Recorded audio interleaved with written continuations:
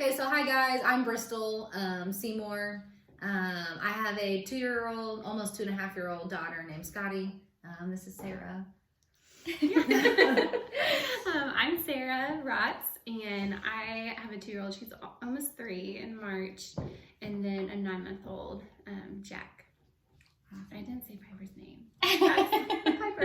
Piper. It's my 2-year-old. Yeah. Okay, so you guys can't see me, but these are the ladies who are going to be helping us do the discussion questions this week. And we're just going to get to know them a little bit before we kind of dive in. So thank you guys for doing the questions. I know it can be a little awkward, but thanks.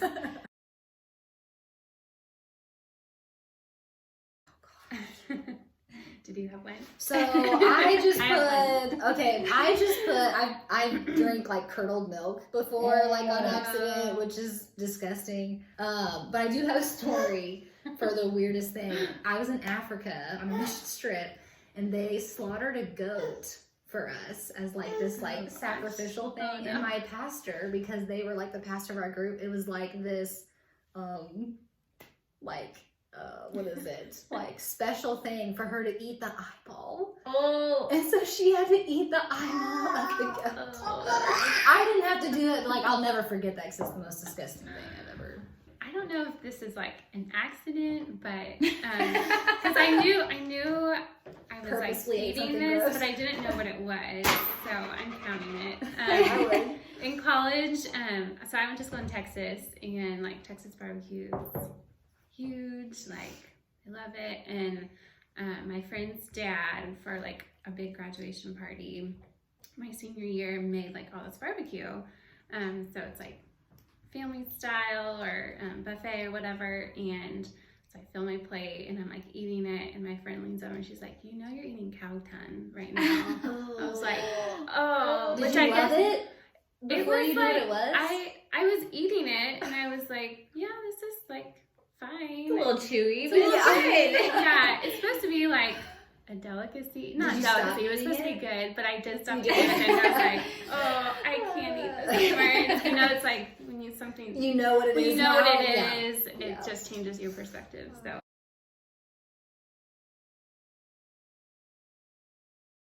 What about you guys? Did you guys grow up being able to listen to like whatever music you were allowed to listen to, or was it only Christian?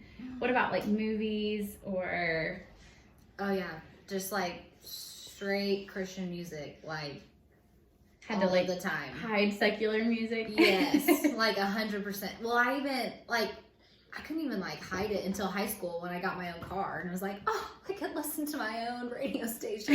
I don't have to listen to Christian music now. Like that was like a big deal. My parents were, but it wasn't just Christian music. And, you know, I don't, like I remember growing up, like I feel like my parents tried to they wanted to like culture us or whatever. And so we grew up seeing different movies, and I think of, there's this movie with Tom Hanks, but what is it called? I can't remember. But there's this, I remember watching it later as an adult, and there's a scene that's like kind of sexual in content, and I'm like, "Mom and Dad, like, let us watch this." Like I remember watching it like in probably upper elementary age maybe, and I think she even said it in like in either it was this chapter or another chapter, but like, or maybe I listened to that in something else, but it was like decades ago's PG-13 is now PG, yeah. PG, yes. You know, it's just like R gone down R. Yeah, It's just, That's what I'm trying to say. Okay, I do have a question, and it's not necessarily on this one, but what do you guys think you will do for your daughters or your kids, sons, as far as like music, or like, are you gonna say only Christian music? And this is honestly, we may not listen to it. Yeah, I think I thought about even in the future. I was like, oh, like we'll be laid back, like whatever. Now I like kind of feel bad for thinking that way. I'm like, that's like exposing her to like so many things that I could easily, but at the same time, I don't want to like cut everything out, right. And then her be like, oh, I never got to listen to any of this, kind of like me, right? When I was a kid. Yeah, so they can like, yay, I get to listen to everything secular and like totally rebel. And so I think like what they're talking about is like letting them listen to it, but then like the chew and spit. So like listening to it and being like, okay, like we have to chew through this, and like what is the good part and like what is the bad part. Yeah, I think you have to decide like what are some things you're gonna be maybe more strict on, and where are you gonna be more lenient. Like, honestly, I'm probably lenient like every other parenting thing at this point. Yeah, I think I'm trying to find what page it was on. Starting on like the bottom of 58 and then top 59. A biblical worldview sees the world for the brokenness that it is, but at the same time understands the hope that Christ provides. Like, and I was thinking that in just terms of like the music we listen to, and the movies we watch, and things we like look at and do, and like I think obviously, and I think this is one of the questions like later on, like when our kids are young, like we do want to keep them safe and like protect them from some of the content that's out there, but as they get older, like I know I have the desire to like teach my kids like, okay, this thing that we're watching or listening to, like see how like you can see the brokenness in that, and but how cool that like Christ comes to redeem that, and like we have hope in Jesus, and I don't know, so I think it's just like a balance. I feel like Ben and I are really just praying through that, like what is it gonna look like our kids are young, like but as they grow older, like what are we gonna teaching them to have that filter themselves. How are we going to teach them to have that filter? Like, what are we going to say no to? What are we going to allow and, like, discuss? And I agree with you guys as far as, like, when they're younger, I think we kind of, like, we need to filter as much as we can for them. Yeah. And then, you know, it's like, and I think it all depends, you know, with your first kid, you may be able to do it when they turn 8. With your second kid, you may not be able to do it until they're 12. Like, because every kid is so different. You have to see, like, when, and I think for me, I know, because I was thinking about it, and I think a lot of it's going to come down to how much I see in them, like how well do I see them discern truth before I let them kind of have, you know, kind of free reign on things. And it won't necessarily be free reign, but yeah. And I have a cousin who has a daughter in college, and she, you know, when she was in high school, she let her listen to like other music, you know, and I always thought that, like, I was like, oh, like, you know, and she always turned out to be an awesome young woman of Christ, and just like, because I think, you know, she was given that opportunity to be like, okay, you can listen to what you want to listen to, but like you also need to decide for yourself, is this beneficial to you?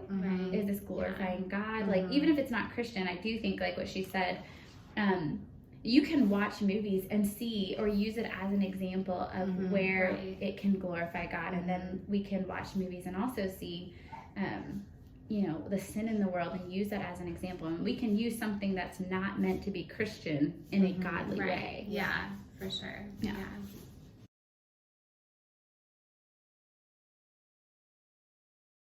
So, for this question, I wrote down page 52 and 53. I think it's at the very bottom of 52, and then it kind of goes over into 53. It talks about how, like at a certain age where everything's black and white, so like at that point you are like we were talking about earlier, like filtering it for them. So like you are telling them this is bad, this is good, just because that's the developmental stage that they're at. Right. They don't know any different. Yes, they don't know any different. And then it gets down farther. What does it say? It says like at this point, like you don't want them to feel lied to. So like at the age where like they can start discerning for themselves, like Mariah was saying earlier, each child is different. Right. And then it's like it may be a different age for each child. But whenever like you feel like they are starting to like discern for themselves, you don't want them to look at you and be like, well, Mom, you told me like this was bad all along, but like I'm actually seeing a little bit of good in this. Right. And so like you don't want them to feel lied to, is what she says in here. And then what does she go on to say? She says, once they feel lied to about one thing, they'll start wondering about what else has been a lie. Right. And then they just go down that rabbit trail of like, well, is everything you told me about God a lie, or is like everything about Christianity a lie? And so I think it's you definitely have to be like on your guard. Like I really like what you said. Like as they're growing up, like are you able to start making these decisions on your own? That way they're not, like, oh, you've been lying to me all along. Like right, yeah. It makes me think of like, I mean, obviously, like our girls are like young right now, so we're very mindful of being like, this is safe or dangerous for you. But it makes me think of like even your little word girl being on like the playground, like you maybe like see them doing something that could be dangerous, but they're not going to get really hurt. Or you see them doing something that maybe they're going to fall. And I don't know, there's those times where like you can be the parent that's like hovering over them and like uber trying to protect them, but then sometimes it's good to maybe let them fall, and obviously not in like a big way, but I think they have to figure out some of that stuff on their own. So as they mature and get older, and Mariah talked about this, like every kid is different, so I think the big topic of this chapter, like you have to use discernment even within your like parenting decisions. Even within those decisions and kid by kid, and I don't know if there's necessarily like a set age when there may be, or even like a personality type. I don't even know if you can like say this personality type needs, this is bad, this is good, and this personality. I don't know. I think you just have to like use your judgment and know your kids. Right. So yeah. I think for like as far as like, because I look back on my life, and my parents they did a really good job of like talking about their faith at home. Well, my dad grew up in the church. His dad was a pastor, and my dad's more reserved, more quiet, more. So if my dad would have married someone like himself, I probably would have never really heard much. But he married my mom, who's like polar opposite, and she was saved in a charismatic church, which I think has a lot to do with how she is just very like vocal about a lot of like about her faith, which was super helpful for us. But it was still like, there was like which was hard back then, and she didn't come from a family that was Christian at all. So she was just like a whole new person trying to raise kids this way. Loud and proud about it. Yeah, well, and it was just one of those like, she'd never seen it done by example, so it was like, I'm going to do the best I can. And she did a phenomenal job for not having an example. But I know, like, going through those stages of feeling like, wait, but I thought I thought all secular music was bad, or I thought all rated R movies were bad. And so it wasn't necessarily that I felt lied to, but it was kind of like well, now I'm confused. Yeah. And it was confusing to be like, oh, like, and that's when the older I got, the more I realized, wow, there's way more freedom in this Christian faith when I am able to, like, because I think when we can teach our kids before they get out to college, before they, get out on their own, if we can teach them that chew and spit method, they'll realize the Christian faith and their faith with Christ has so much more freedom than when we make everything black and white and good and bad, because then they'll start feeling like it's just a bunch of rules that things are off limits, and and I think they'll realize, wow, like there's a lot of things I can participate in, and not, as long as they're protecting their hearts, their eyes, their ears, their minds. So, I like you said about freedom, like that, like when they go out to college or whatever, that if you teach them that discernment, then like they have the freedom to, like you said, like participate in all of these different things, rather than thinking, oh, well, my parents always said this was bad, so now I want to go try all of those things just to like see what they're like. And then there's just no, like you said, chew and spit method, because it's like, well, everything's been labeled good and bad, and now I want to try all the bad things because I never got to see those or hear those or experience any of those. So yeah, I think it's just changing our mindset from labeling things good and bad, because there is good things and bad things to mostly everything. Like you were talking earlier, Mariah, of like, if I eat all this cake, which is good, it's a good yummy thing, but if I eat a lot of it, then it's gluttony. And so yeah, just teaching our kids that method of chew and spit.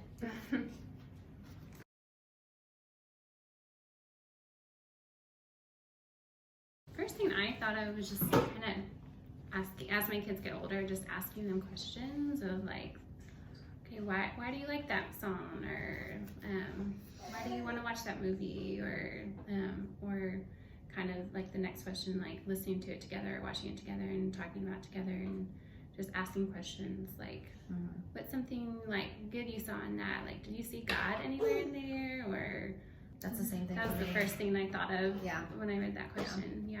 I wrote down, like, at the age our girls are at right now, there's a lot of phrases that are like, well, that's not very nice. Like, that wasn't nice for you to do. Or it's like, oh, that was sweet. Like, it's very like, that was nice, that was not nice. Right. Right Black and now. white. Yes, Yeah. yeah. But just recently, I've started asking her, like, when she'll like repeat me and say, well, Mom, that wasn't very nice. And so now I'm starting to ask her, well, why? Like, why didn't you think that was nice? Or she'll say, I'm gonna go put this toy in timeout. I'm like, well, why? What did you do? And so now she's starting to give me reasons, like, oh, I'm putting Unicorn in timeout because he wasn't listening, is what she told me the other day. She said, I told him to stop and he wouldn't listen. And I was like, oh, so you listened to me. So many times. And now you're punishing your unicorn. Yeah.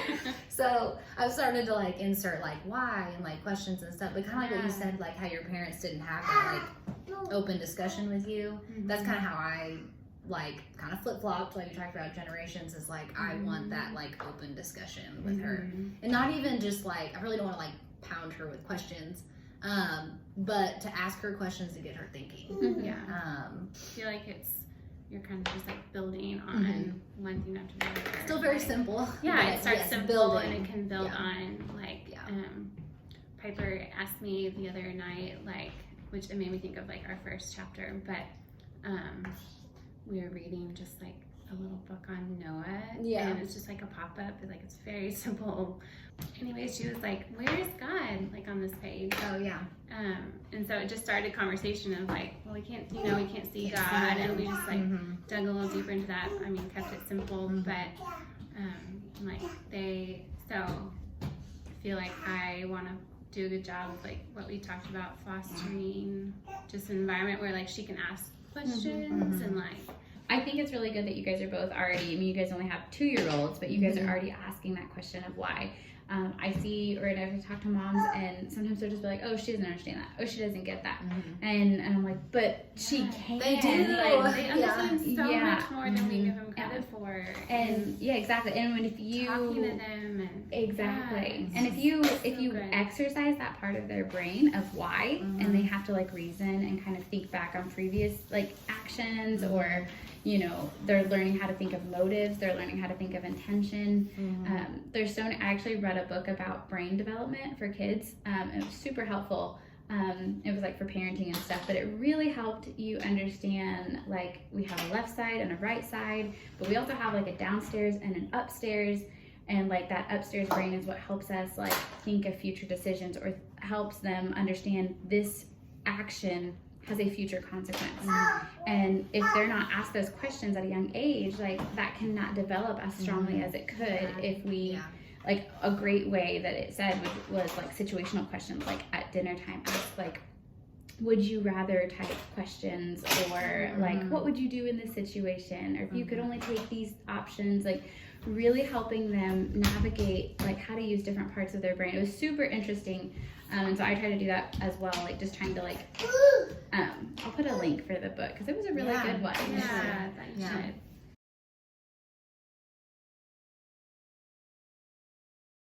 So I did pick a movie and like picked it apart myself. Right now, Scotty's favorite movie is The Greatest Showman. It is like not a like little kid like no, but she like requests it all the time, and like she wants to listen to the music in the car, and like I think we watched it like 6 times in the last like week and a half probably. So I was in like my first like my first reaction to that movie was like, well, it's not that bad. Like it doesn't I mean, it's mostly a musical, you know, like it's not that bad.